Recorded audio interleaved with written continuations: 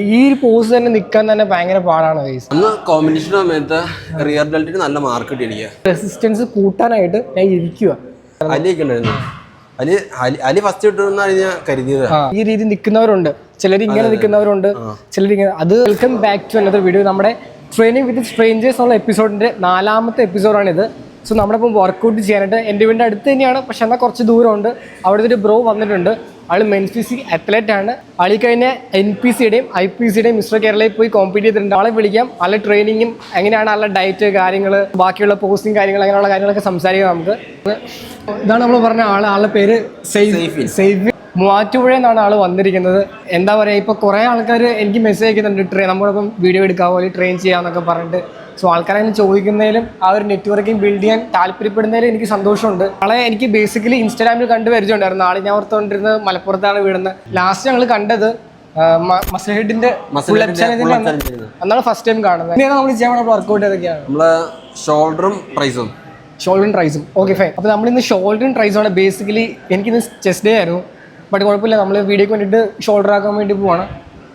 So എന്തൊക്കെ കാര്യങ്ങൾ ചെയ്യുന്നുണ്ട്, എങ്ങനെയൊക്കെയാണ് ചെയ്യണമെന്നും ആളുടെ ട്രെയിനിങ് രീതിയും കാര്യങ്ങളും കോമ്പറ്റീഷൻ വൈസുള്ള ആളുടെ എക്സ്പീരിയൻസും കാര്യങ്ങളും എങ്ങനെയാണ് ചെയ്തത്, എങ്ങനെയായിരുന്നു ഡയറ്റ്, എങ്ങനെയായിരുന്നു വിൻ ചെയ്ത മൊമെന്റ്സിൽ എന്തൊക്കെ തോന്നി, അങ്ങനെയുള്ള കാര്യങ്ങളൊക്കെ നമുക്ക് ചോദിക്കാം. നമ്മൾ ഏത് വർക്കൗട്ട് ഫസ്റ്റ് ചെയ്യാൻ വേണ്ടി പോകണം?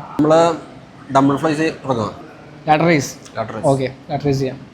നമ്മൾ ഒരു കാര്യം മറന്നു, നമ്മൾ വാമപ്പ് ചെയ്തില്ല. നേരത്തെ ഒരു ഷോൾഡർ വീഡിയോ ഒരു പെൺകുട്ടിയായിട്ട് ചെയ്തായിരുന്നു. ആ സമയത്ത് നമ്മൾ വാമപ്പ് ചെയ്യാൻ മറന്നു. നമ്മൾ വാമപ്പ് ചെയ്യണം, അല്ലെങ്കിൽ പണിക്കണം. ബാൻഡ് വെച്ചാൽ സാധാരണ വാമപ്പ് ചെയ്യാം.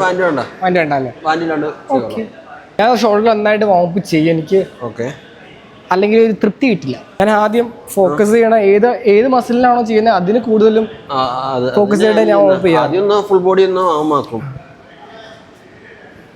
അത് മതി. സോ ഏതാ വെയിറ്റ് എടുക്കുന്നത്? സാധാരണ 2 kg തുടങ്ങാനുള്ള എല്ലാവരും അതേ തന്നെ ആയിരിക്കില്ല. 3 4 16 17. എത്ര സെറ്റ് കളിക്കാറ്? ഇവിടെ എനിക്ക് എൻ്റെ വർക്കൗട്ട് 2 രീതിയിലാണ് പോകുന്നത്. ഒന്ന് ഓവർലോഡ് എന്ന് പറയും, ഒരെണ്ണം ബ്ലഡ് ബോഡി എന്ന് പറയും. സോ എനിക്ക് ഓവർലോഡ് എന്ന് പറയുമ്പോഴത്തേനും പ്രോഗ്രസീവ് ഓവർലോഡ് എന്ന് പറയുന്ന കോൺസെപ്റ്റും, ബ്ലഡ് ബോഡി എന്ന് പറയുമ്പോഴത്തേനും അല്ലല്ല, പ്രോഗ്രസീവ് ഓവർലോഡ് എന്ന് പറയുമ്പോൾ വെയിറ്റ് കൂട്ടി മനസ്സിലായി. ബ്ലഡ് ബോഡി എന്ന് പറയുമ്പോഴത്തേനും വെയിറ്റ് കുറച്ച് ഹൈ റെപ്സിൽ പോകും. അതായത് 70, 80, 20 ആ ഒരു റെപ്സിൽ വർക്കൗട്ട്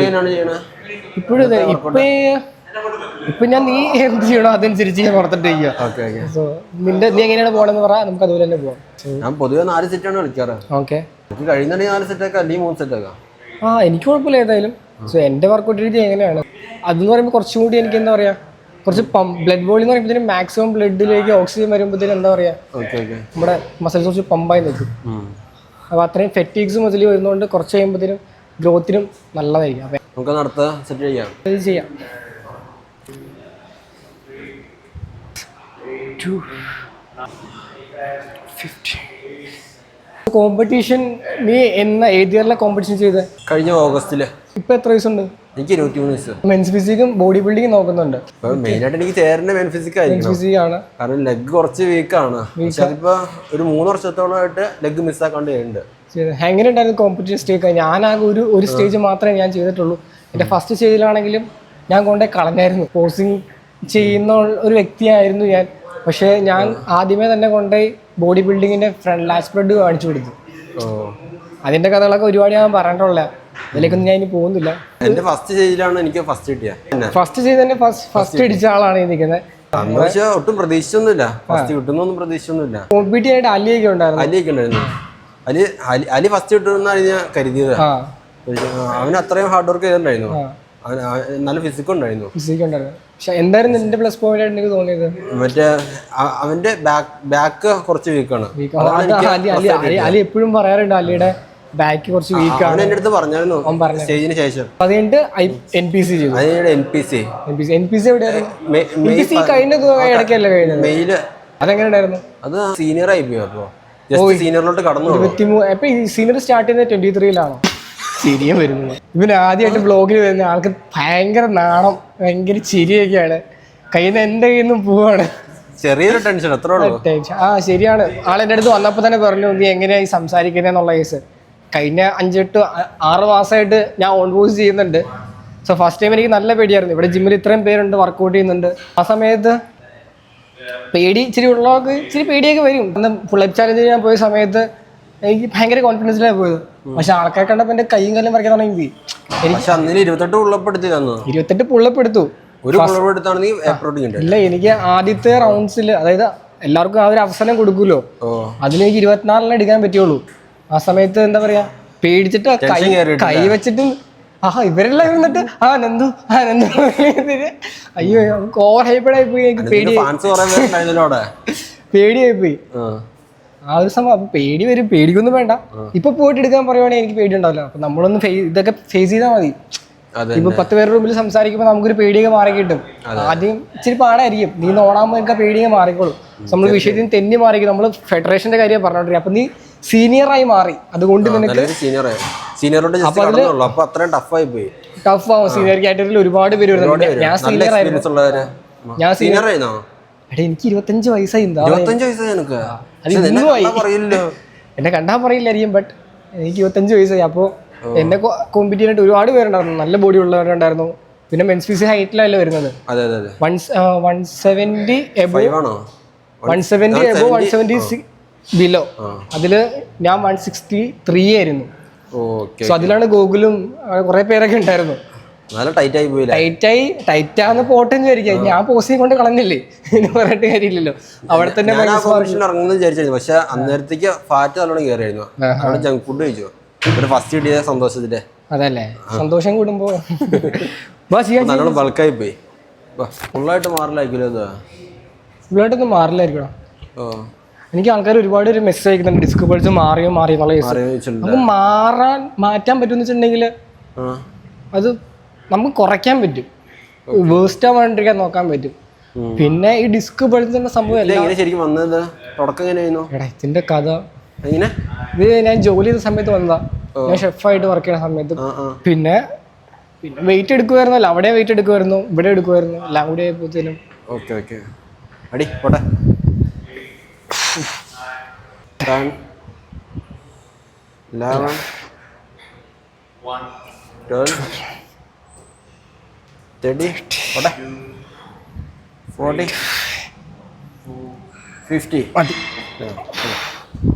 3, 4, 9, 10 മതില്ലേ?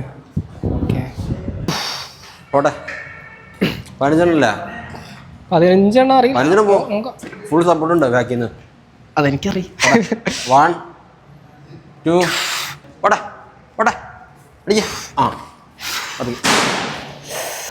അതായതില്ലേ, കുറെ പേരോട് ചോദിക്കാറുണ്ട് ഇപ്പൊ എനിക്ക്, ഡിസ്ക് പൾസ് കഴിഞ്ഞ് വന്നുകൊണ്ട് തന്നെ വെയിറ്റ് എടുക്കാൻ പറ്റുമോ അല്ലയോ, അങ്ങനെയുള്ള കുറെ കമന്റ്സ് എനിക്ക് വരുന്നുണ്ട്.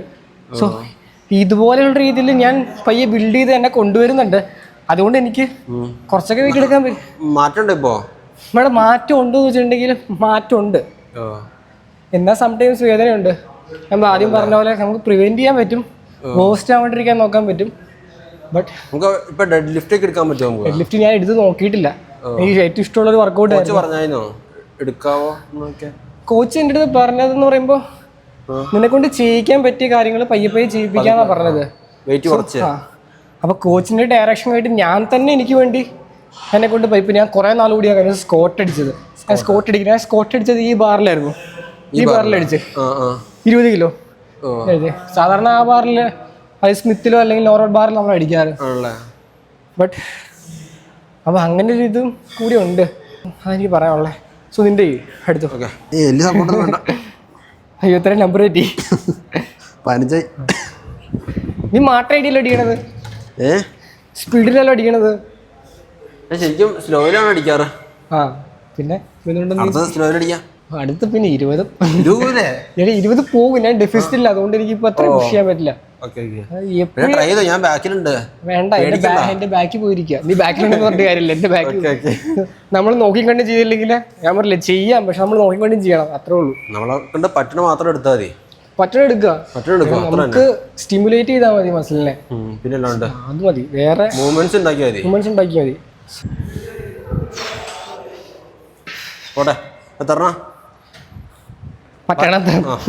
പറ്റണത്ര 1 തന്നെ അടി 2 3 പോട്ടെ പോട്ടെ അങ്ങോട്ട് പോട്ടെ 12 മതി. ഓക്കെ പയ്യെ. ഞാൻ പറഞ്ഞില്ല ഒത്തിരി പേരെ പുഷ് ചെയ്യാറില്ല. എനിക്ക് എന്തെങ്കിലും ഇഞ്ചുറി വന്നിട്ടുണ്ടെങ്കിൽ പയ്യെ പയ്യെ പ്രോഗ്രസീവായിട്ട് ചെയ്യണം. ഷോൾഡറിൽ ഇഞ്ചുറി ഒന്നുണ്ടോ? ഇല്ല, ഇനി അതുകൂടി പറയാനുള്ളൂ. ഈ പറയാൻ രീതി ഷോൾഡർ നീ ഒരു വിശേഷം ചെയ്യുന്ന പോലെ ഷോൾഡർ ഇഞ്ചുറി വന്നിട്ടില്ല. എനിക്ക് ക്രിക്കറ്റ് കളിച്ചിട്ട് പന്തറിയാൻ നേരത്ത് വന്നതാ. Okay okay. എന്നിട്ട് അടിച്ചു ചെറുതായിട്ട് ഇപ്പൊ ഓക്കെ. നേരത്തെ വന്നതാ. ഒരു വട്ടം വന്നാൽ പിന്നെ ഇത് പോകാൻ കുറച്ച് പാടാ. ഞാൻ ഷോൾഡറിനെ എപ്പോഴും നല്ല ഈ ഡാൻസ് കളിച്ച സമയത്തൊക്കെ ഞാൻ ഈ ഷോൾഡർ ഇട്ട് റൊട്ടേറ്റ് ചെയ്തൊക്കെ അത്യാവശ്യം എൻ്റെ ഡാൻസ് കളിക്കാറ്. ഇത് ഞാനൊരു +2 മുതൽ ഡാൻസ് കളിച്ചോണ്ടിരുന്ന. ആണോ? എനിക്ക് ഡാൻസ് പഠിക്കാൻ പോയിട്ടുണ്ടോ? ഡാൻസ് പഠിക്കാൻ ഇവിടെ നിന്ന് സ്ഥലമില്ലാത്തതുകൊണ്ട് അങ്ങ് തൃശ്ശൂർ ഗുരുവായൂർ പോയി ഡാൻസ് പഠിച്ചോണ്ടിരുന്നത്. ഓ, എന്നിട്ട് അതൊരു വലിയ കഥയായിരുന്നു. ലിഗമെന്റ് പൊട്ടിക്കൊണ്ടാണ് ഞാൻ ഡാൻസ് വിടേണ്ടി വന്നത്.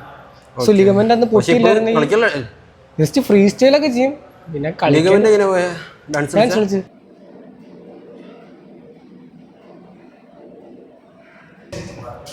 9 പോട്ടെ 10 11 12 13. അന്ന് കോമ്പറ്റീഷൻ സമയത്ത് റിയർ ഡെൽറ്റിന് നല്ല മാർക്ക് കിട്ടി എനിക്ക്. സോ ഇവരെങ്ങനെ ഈ മാർക്ക് ഡിസൈഡ് ചെയ്യണം? നമ്മുടെ ഓരോ പാർട്സിനും അങ്ങനെ എല്ലാ പാർട്സും നോക്കും അവര്.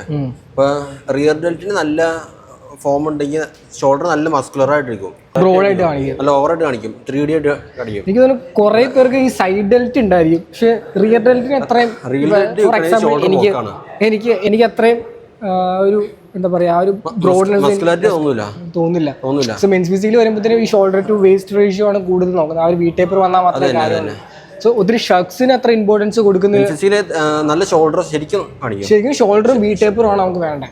പിന്നെ പോസിങ് ബാക്ക് പോസ് ആണെങ്കിലും നല്ല റിയർ ഡെൽറ്റിന് നല്ല മാർക്ക് കിട്ടും. പല രീതിക്ക് ഇത് ചെയ്യാൻ പറ്റൂടാ. ഇപ്പൊ IFBB-ലൊക്കെ ഉള്ളവരാണെങ്കിലും ഈ രീതി നിൽക്കുന്നവരുണ്ട്, ചിലർ ഇങ്ങനെ നിൽക്കുന്നവരുണ്ട്, ചിലർ ഇങ്ങനെ. അത് പേഴ്സൺ ടു പേഴ്സൺ വ്യത്യാസത്തിരിക്കും. സോ നമുക്ക് ഇന്നത് മാത്രമേ ശരിയാണെന്ന് പറയാനും പറ്റില്ല. സോ അവരുടെ ബോഡി ടൈപ്പ് അനുസരിച്ച് അത് വ്യത്യാസപ്പെട്ടുകൊണ്ടിരിക്കും. സ്ട്രെക്സ് ചെയ്യാം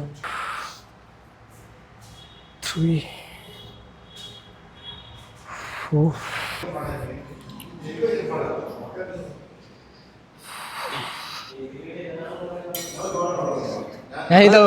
4 ഓർമ്മയുണ്ടോ?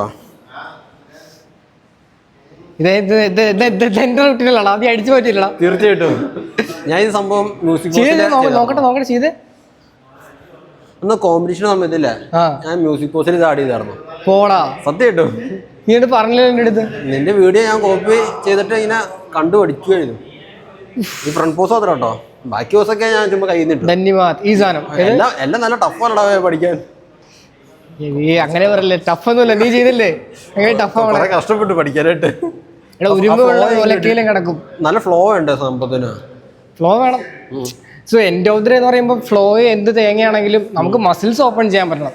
അതിന് കൃത്യമായിട്ട് ഫ്ലോയോടൊപ്പം തന്നെ മസിൽസ് കൂടി വരണം. അത് തന്നെ. പക്ഷേ ഒരു ഭംഗി വേണമെങ്കിൽ ഫ്ലോ വേണം. മെൻ ഫിസിക്കൽ എപ്പോഴും നല്ല ഫ്ലോ വേണം ഈ സാധനങ്ങളൊക്കെ. അപ്പോൾ നിന്റെ പോസ് നല്ല രസം, നിന്റെ നല്ല പെർഫെക്ഷൻ ഉണ്ട്. കൊള്ളാം, നൈസ് സാധനം. ആക്ച്വലി എന്താ ഈ ഒരു പോസ് തന്നെ നിൽക്കാൻ തന്നെ ഭയങ്കര പാടാണ് ഗൈസ്. സോ അപ്പോൾ ഈ റുട്ടീൻ തന്നെ ക്യാച്ച് ചെയ്യുക പറയുമ്പോൾ ഒരു നല്ല എന്താ പറയുക ഗ്രേറ്റ് പ്രോഗ്രാം.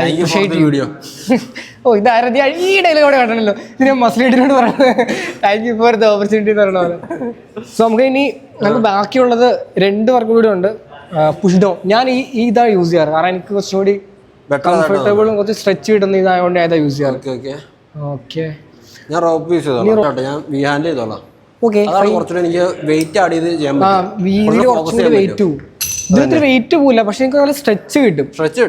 അതുകൊണ്ട് ഞാനിതാ പ്രിഫർ ചെയ്യാറ് കൂടുതൽ. എനിക്ക് നമ്മളെപ്പോഴും ചെയ്യേണ്ടതും നമുക്ക് ഏറ്റവും കൂടുതൽ കംഫർട്ട് ഏതാണോ അത് ചെയ്യുക എന്നുള്ളതാണ്. സോ ഗൈസ് ഞാനിത് ഇരുന്നിട്ടാണ് ചെയ്യണം, കാരണം നിന്നിട്ട് ചെയ്യുമ്പോഴത്തേക്കും എനിക്ക് ഉണ്ടോ ഇവിടെ തീർന്നു പോവാണ് ആ റെസിസ്റ്റൻസ്. സോ റെസിസ്റ്റൻസ് കൂട്ടാനായിട്ട് ഞാൻ ഇരിക്കുമ്പോൾ കുറച്ചും കൂടി സ്ട്രെച്ച് മുകളിലേക്ക് എനിക്ക് കിട്ടും. സോ നിങ്ങളുടെ ജിമ്മിൽ ഈ ബാൻഡ് ഉണ്ടെങ്കിൽ നിങ്ങൾ വൺസ് ട്രൈ ചെയ്ത് നോക്കുക, നിങ്ങൾക്ക് ആ വ്യത്യാസം അറിയാൻ പറ്റും. 3 4 ഇല്ല എനിക്ക് ഫോക്കസ് ചെയ്യാൻ പറ്റില്ല. ആ മാക്സ് ഫെയിലിയർ പോകും. ആ എല്ലാ സെറ്റും ഫെയിലിയർ അടിക്കുമോ? അല്ല, മാക്സിമം ഏറ്റവും അവസാനത്തെ സെറ്റായിരിക്കും. 4 ചോയ്സ് നമ്മുടെ അവസാനത്തെ വർക്കൗട്ടാണ് ചെയ്യാൻ വേണ്ടി പോണേ. അതെ അതെ. ഞാൻ വീബാർ തന്നെ ഓവർ ഹെഡ് ചെയ്യാൻ വേണ്ടി പോവാ. നീ ചെയ്യണം ഇത് തന്നെയാണ്? ഞാൻ റോപ്പിലാണ്. റോപ്പിൽ. ഓക്കെ. സോ അതുകൊണ്ട് നമ്മൾ പയ്യെ വീഡിയോ വൈൻഡപ്പ് ചെയ്യും.